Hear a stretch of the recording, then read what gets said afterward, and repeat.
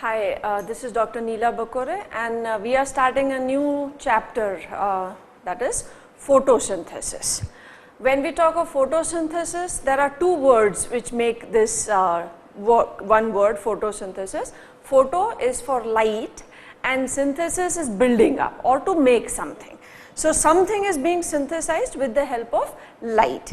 So, this is what we are starting now, that is photosynthesis.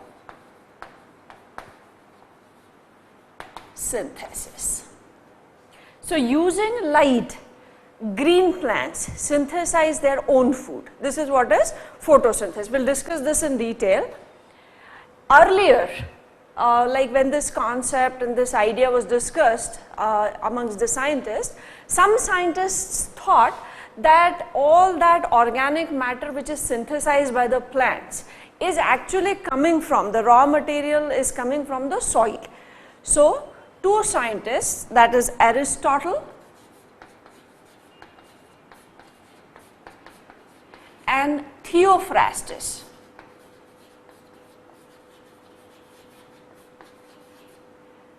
thought and proposed that the organic matter which is synthesized by the plant is coming from soil. So, their concept was that the raw material required by the plant to synthesize organic material comes from soil. Very soon this concept was disproved. A very simple experiment was conducted where they took a potted plant. Before they took this plant, they measured the weight of the soil, the part which was kept inside the pot, and the weight of the plant. And after few years, when they re-weighed these two things, there was a minor change in the weight of that soil, but a major increase in the mass of the plant. If everything was coming from soil, this difference should have been equivalent. That means if 100 kgs increased in plant, 100 kgs should have been decreased or lowered in soil, but that did not happen. So, that simple experiment disproved their concept. That was initial thing which was given by Aristotle and Theophrastus.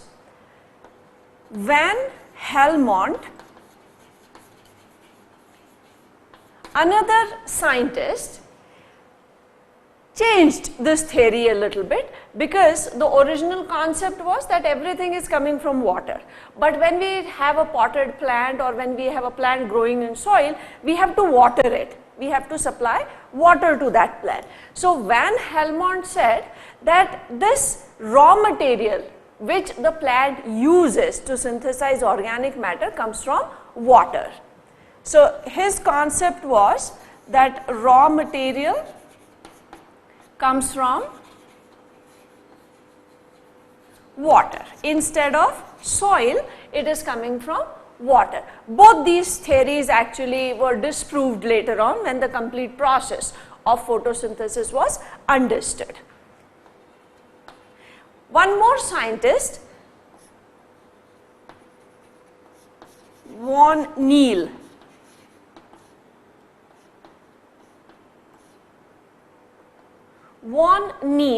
explained that there are certain bacteria which use hydrogen sulfide H2S in place of water.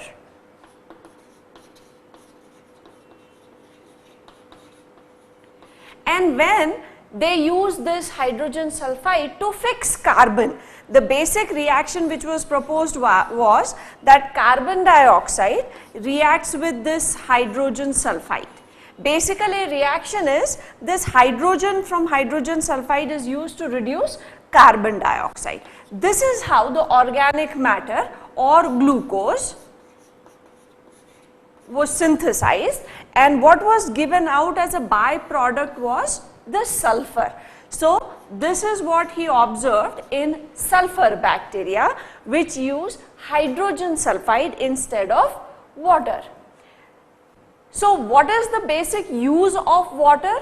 Water is giving hydrogen, and this hydrogen is required to reduce this carbon dioxide. Everything into organic matter, and the part of this hydrogen sulfide other than hydrogen, that is sulfur, is given out as a byproduct. So his contribution was that he said instead of water, some organisms use hydrogen sulfide and sulfur is given out as a byproduct. Two more scientists, Rubin and Kamin. Rubin and Kamin actually demonstrated that the oxygen which is given out as a byproduct in photosynthesis comes from water. So the reaction is same. Instead of H2S, H2O, that is water is taken. Hydrogen from this is used to reduce this carbon dioxide, and plants synthesize glucose, and the oxygen which is given out is this oxygen.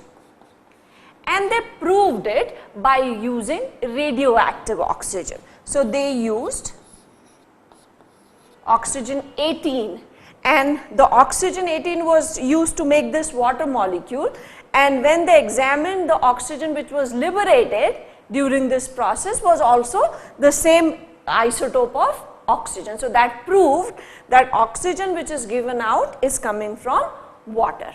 We will talk about few more scientists as we go through the process, but these are some basic things which were done by initial scientists, and then some reactions and processes were also given out. So we will discuss those also. How do we define photosynthesis? Photosynthesis is defined as a process by which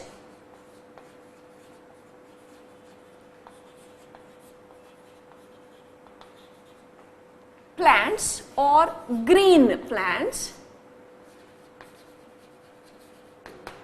synthesize organic matter or food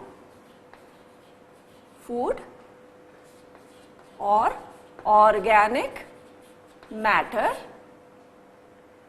with the help of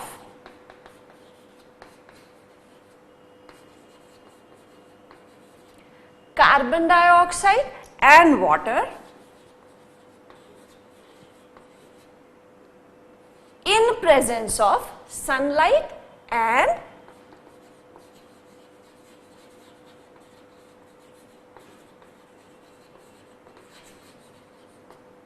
pigments. So the pigment which is required mainly is chlorophyll. So we normally write sunlight and chlorophyll, and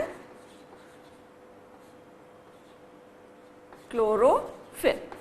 So the process is green plants by using carbon dioxide and water in presence of sunlight and chlorophyll synthesize their own food, which is an organic matter, normally glucose, but we talk about organic matter.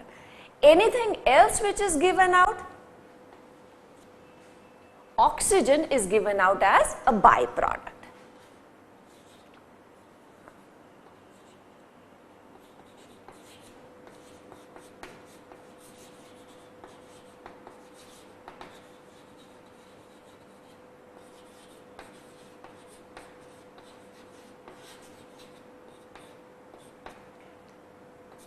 So the processes of synthesizing organic matter by using carbon dioxide and water, two things are required for this reaction to take place, that is sunlight and a pigment which is going to capture this sunlight, and a byproduct is given out which is oxygen. So this is a simple process in terms of its definition, but when we come to the actual reactions, we will see how many reactions take place.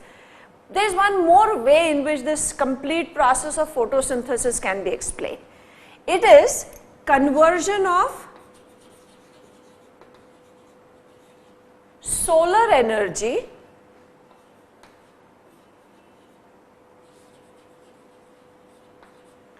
into chemical energy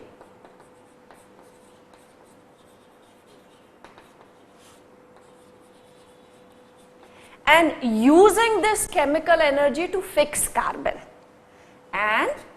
using this energy to fix carbon. So, it is basically carbon fixation that we are talking of. So, solar energy or photonic energy or photic energy is converted into chemical energy, that is the ATP form, and using that energy to fix carbon. This is little technical explanation. This is a simple explanation the way the process takes place. Let us talk about the magnitude of photosynthesis.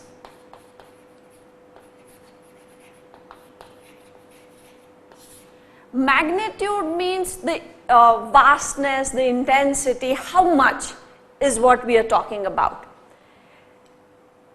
About 70 to 80 billion tons. Billion tons, we are talking in billion and tons of organic matter is synthesized. Organic matter is synthesized. In how much time? This is per year. This much of organic matter is synthesized. What is organic matter made up of? Carbon as one important element. So, here we are actually using carbon to synthesize so much of organic matter. Out of this total synthesis, 90% contribution is of aquatic plants. So, out of this magnitude of 70 to 80 billion tons of organic matter which is synthesized, 90% is by aquatic plants, that is mainly which are found in oceans. And only 10% contribution is of the terrestrial plants.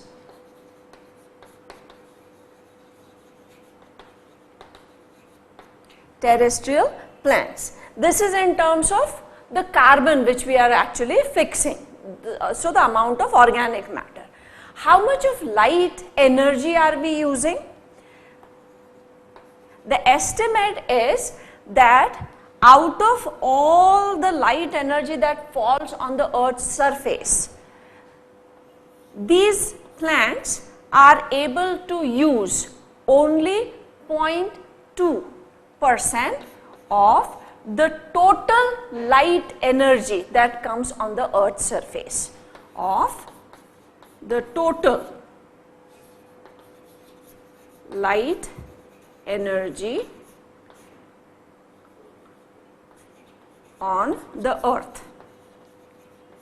So, how much is coming to the Earth? Whatever quantity that is, out of which 0.2%, and only using this much, 70 to 80 billion tons of organic matter is synthesized. So, now we get an idea that only this much is being used and billions of tons of organic matter is synthesized. So, this is the magnitude of photosynthesis that we are talking of. Now, coming back to this definition, we used two things here, that is carbon dioxide and water, which the plants use to synthesize organic matter.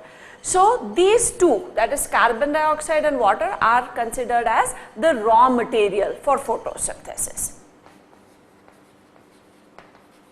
Raw material for photosynthesis are two, carbon dioxide and water.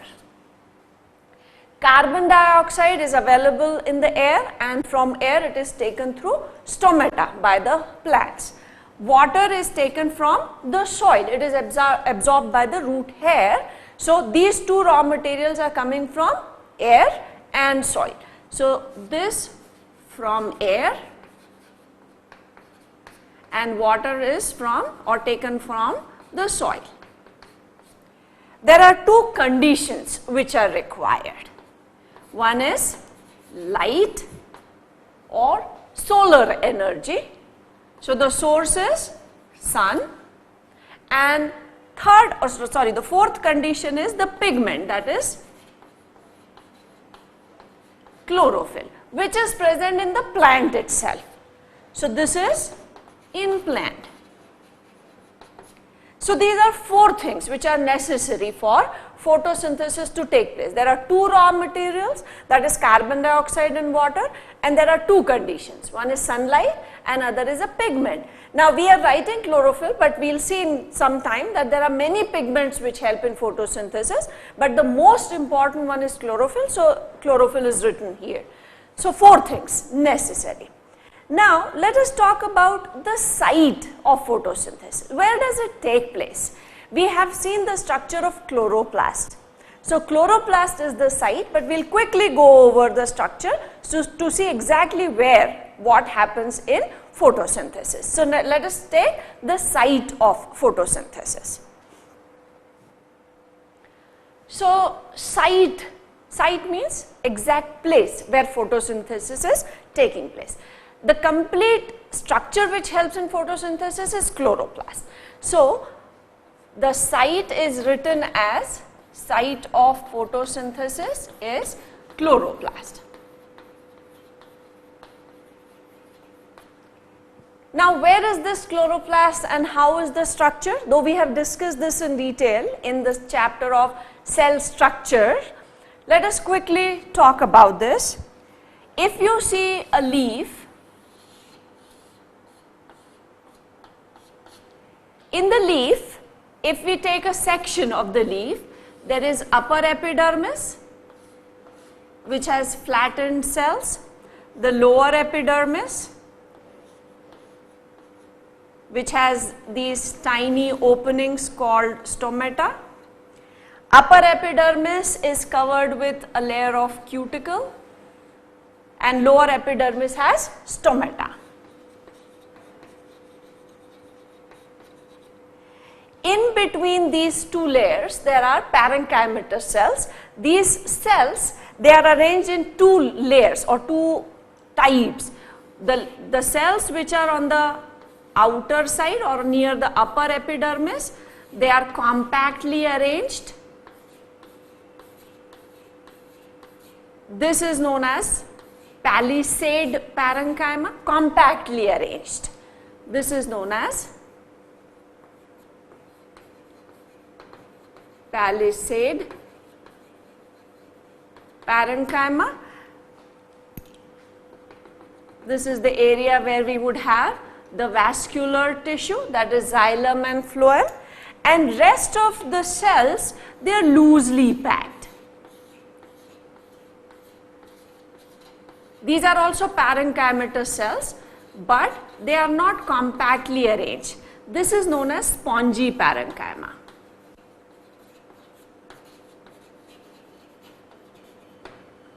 So these cells which are present here, they are arranged in 2 distinct bands. One which is towards the upper epidermis, they are compactly arranged, called Palisade Parenchyma. Palisade can also be written as P-A-L-L-I or single L also. The lower cells are called spongy parenchyma. All the cells which are in between these 2 layers, upper epidermis and lower epidermis, are known as mesophyll cells. Chloroplast is present in all these. Number of chloroplasts depends on the intensity of the light. If intensity is more, the chloroplast number would be less. If intensity is less, chloroplast number would be more. Plus, the arrangement of chloroplast is also variable. If intensity is high, the chloroplasts get vertically arranged. That means if this is the epidermis, intensity, sunlight intensity is very high, the chloroplast which are inside these cells, or if I just draw chloroplast, the chloroplast would get arranged in this manner if intensity is high, and if intensity is low, then they would get horizontally arranged so that maximum light can fall on them and can be absorbed. So number and arrangement depends on the intensity of the light. In these mesophyll cells are present the chloroplast. So if we enlarge one cell, we have made these cells, and because we draw the plant cells in a geometric shape, a large vacuole and I am just making one chloroplast here. Now, if we magnify this chloroplast, a double membrane structure, both the membranes are smooth, no foldings.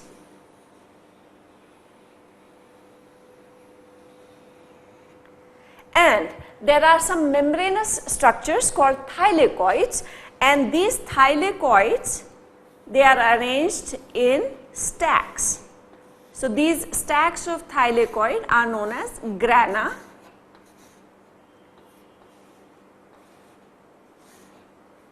These grana are interconnected and they are also connected to the inner membrane of the chloroplast.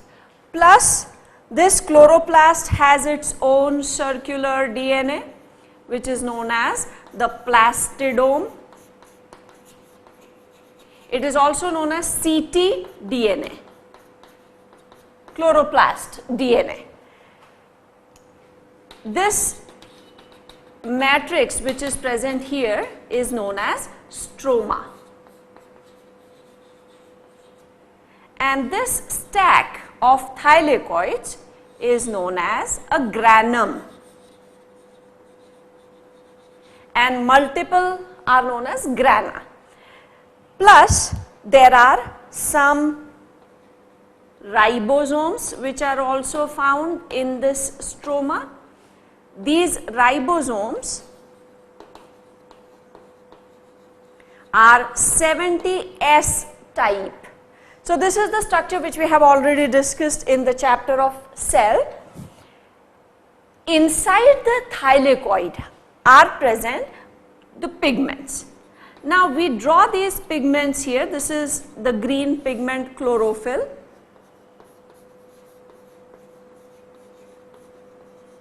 But if we just magnify this thylakoid, then we would see that these thylakoids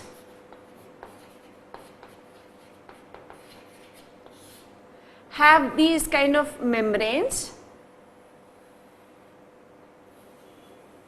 and in these thylakoid membranes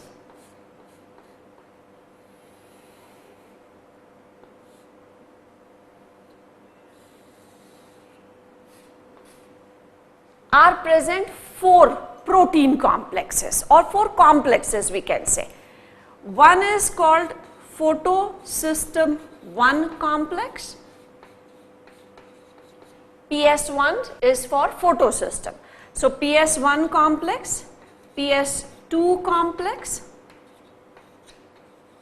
ATPase, that is enzyme which is helping in ATP synthesis, ATPase complex, and there is one more which is called cytochrome complex.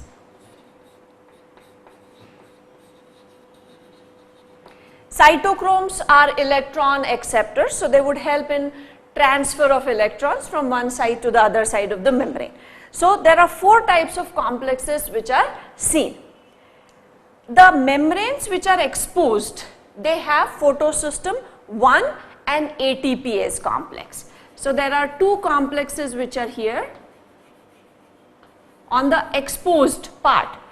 This is PS1 complex and ATPase complex. The membrane which is inner, that is this membrane which is not exposed, it has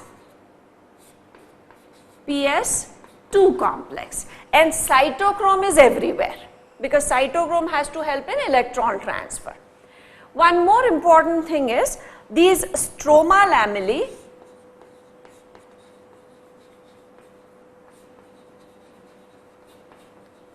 they have only PS1 complex. So, they have PS1 complex, whereas the thylakoid membranes, as we have seen, they have both PS1 and PS2 complexes. We will see what exactly PS1 and PS2 are.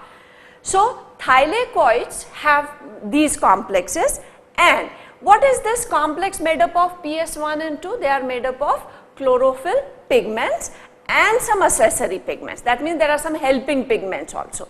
So this is the structure. Now when we are talking of the site, where is what happening? In the thylakoid membrane, where this chlorophyll is present, so this thylakoid, or we can also call it grana, because these stacks make grana. This is the site for light reaction. So granum is for light reaction. Reason, it has chlorophyll, so the light, solar energy would be absorbed by chlorophyll only. So the reaction which is light dependent would take place in grana or in thylakoid membranes, wherever the chlorophyll pigments are. Stroma is the site for dark reaction.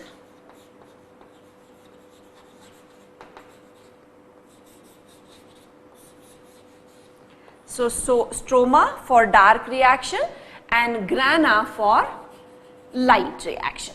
So when we say photosynthesis, which gets completed in two parts, one is light reaction, other is dark reaction. Light reaction is in thylakoids where chlorophyll pigment is present, and dark reaction takes place in the stroma where all enzymes needed for the reaction are present. And that is why when we talk of site, we write the whole structure or whole organelle, because one part is in one structure, that is grana, and the other part, dark reaction, is in stroma. So this is the site of photosynthesis. Now let us take certain important things which are required for photosynthesis, like the pigments, and then we will talk about the light, which type of light helps and which type of pigments help. So pigments first.